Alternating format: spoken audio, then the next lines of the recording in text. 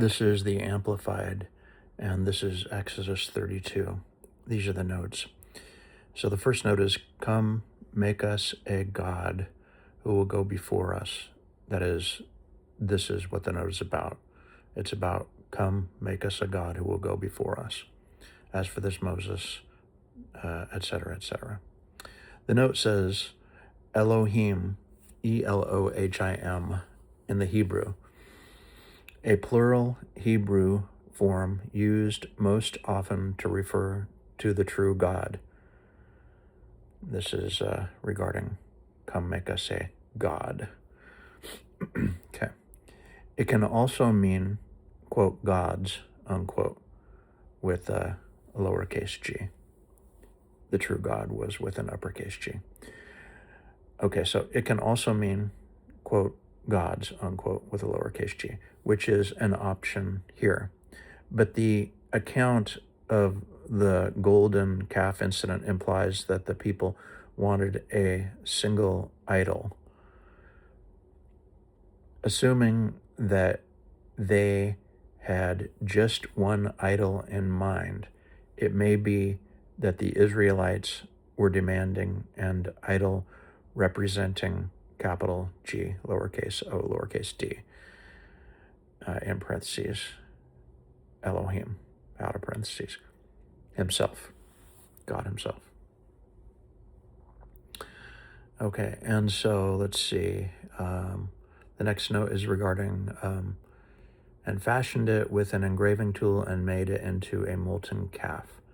The note says, the selection of a calf god was probably inspired by the Egyptian bull god Apis, A-P-I-S, in parentheses, H-A-P-I-S, out of parentheses, believed to be a living manifestation of the Egyptian god, I don't know how to say this, but it's spelled P-T-A-H, capital P, lowercase t, lowercase a, lowercase h. All right, so that's the end of that note. And let's see, I think the next note's just a little ways down, and it might be the last one.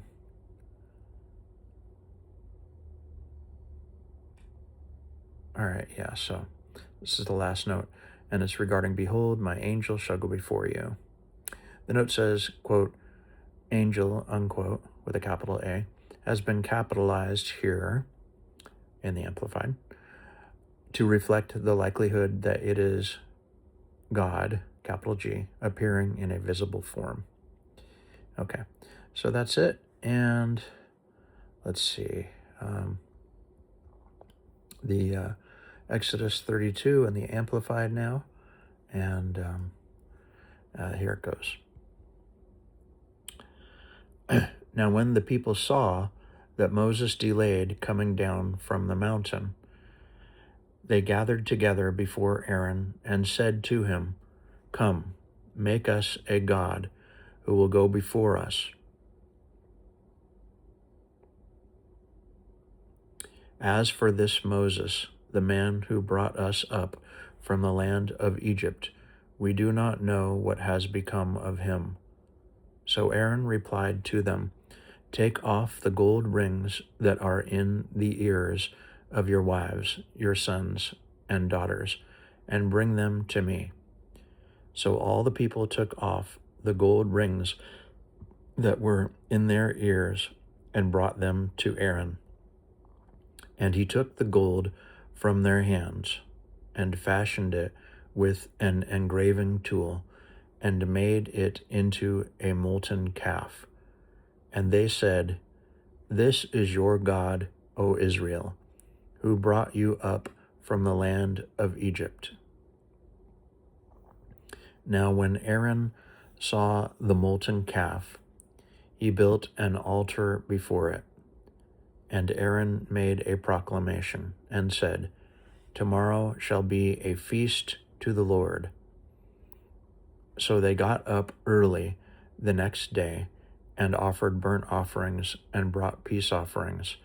Then the people sat down to eat and drink and got up to play shamefully without moral restraint.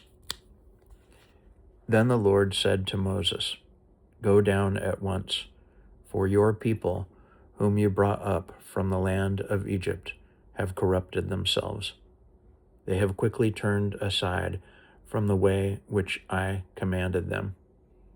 They have made themselves a molten calf, and have worshipped it, and sacrificed to it, and said, 'This is your God, O Israel, who brought you up from the land of Egypt.' The Lord said to Moses, I have seen this people, and behold, they are a stiff-necked, stubborn, rebellious people.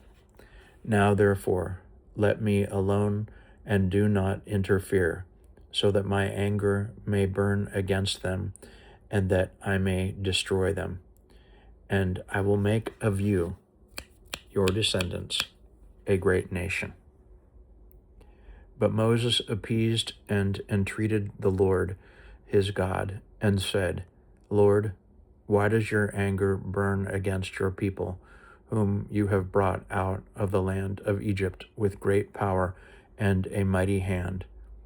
Why should the Egyptians say, 'With evil intent their God brought them out to kill them in the mountains and destroy them from the face of the earth'?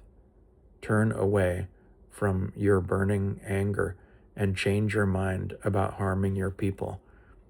Remember Abraham, Isaac, and Israel, Jacob, your servants, to whom you swore an oath by yourself, and said to them, 'I will multiply your descendants as the stars of the heavens, and all this land of which I have spoken I will give to your descendants, and they shall inherit it forever.' So the Lord changed his mind about the harm which he had said he would do to his people. Then Moses turned and went down from the mountain with the 2 tablets of the testimony in his hand, tablets that were written on both sides. They were written on one side and on the other. The tablets were the work of God. The writing was the writing of God, engraved on the tablets. Now when Joshua heard the noise of the people as they shouted, he said to Moses, "There is a sound of battle in the camp." But Moses said, "It is not the sound of the cry of victory, nor is it the sound of the cry of defeat, but I hear the sound of singing." And as soon as he approached the camp, and he saw the calf and the dancing, Moses' anger burned, and he threw the tablets from his hands and smashed them at the foot of the mountain. Then Moses took the calf they had made and burned it in the fire, and ground it to powder, and scattered it on the surface of the water, and made the Israelites drink it. Then Moses said to Aaron, "What did this people do to you, that you have brought so great a sin on them?" Aaron said, "Do not let the anger of my Lord burn. You know the people yourself, that they are prone to evil. For they said to me, 'Make us a god who will go before us.' As for this Moses, the man who brought us out of the land of Egypt, we do not know what has become of him." I said to them, "Let whoever has gold, jewelry, take it off." So they gave it to me. Then I threw it into the fire, and out came this calf. Now when Moses saw that the people were out of control, for Aaron had let them get out of control to the point of being an object of mockery among their enemies, then Moses stood in the gate of the camp and said, "Whoever is on the Lord's side, come to me." And all the sons of Levi, the priestly, let me read this again. And all the sons of Levi, the priestly tribe, gathered together to him. He said to them, "Thus says the Lord God of Israel, every man strap his sword on his thigh and go back and forth from gate to gate throughout the camp, and every man kill his brother, and every man his friend, and every man his neighbor, all who continue pagan worship." So the sons of Levi did as Moses instructed, and about 3,000 men of the people of Israel were killed that day.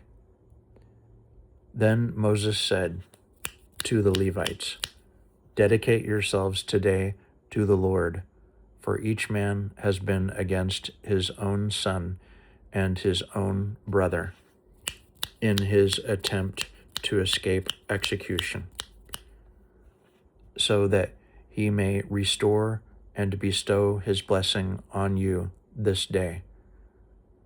Then the next day Moses said to the people, "You have committed a great sin. Now I will go up to the Lord. Perhaps I can make atonement for your sin." So Moses returned to the Lord and said, "Oh, these people have committed a great sin against you, and have made themselves a god of gold. Yet now, if you will, forgive their sin, and if not, please blot me out of your book which you have written. Kill me." But the Lord said to Moses, "Whoever has sinned against me, I will blot him. Let me read this again. Whoever has sinned against me, I will blot him out of my book, not you. But go now, lead the people to the place where I have told you. Behold, my angel shall go before you. Nevertheless, in the day when I punish, I will punish them for their sin." So the Lord struck the people with a plague because of what they had done with the calf which Aaron had made for them.